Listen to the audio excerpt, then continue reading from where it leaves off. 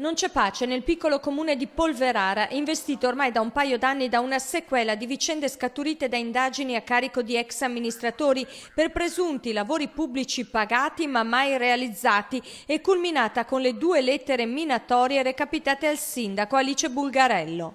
Metodi mafiosi. Se l'aspettava il sindaco? Se dicessi di no sarebbe una bugia, insomma. Però sì, probabilmente me l'aspettavo, non in questi termini, però qualcosa mi aspettavo.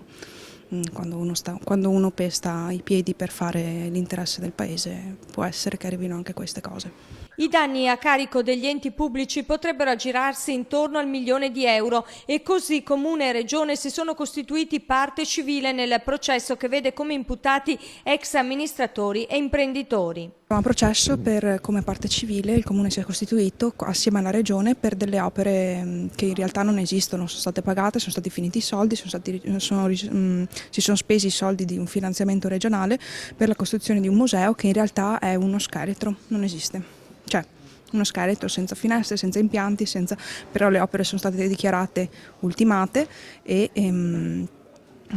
agibili, insomma tutti i soldi sono stati finiti, però l'opera non è a disposizione dei cittadini. Oggi a Polverara sono arrivati il sottosegretario all'interno Giampiero Bocci e il prefetto per portare la solidarietà del governo al sindaco minacciato e oggi sottoposto ad un regime particolare di vigilanza. La solidarietà del governo al sindaco, coraggiosa, brava, che fa rispettare le leggi e compie atti importanti.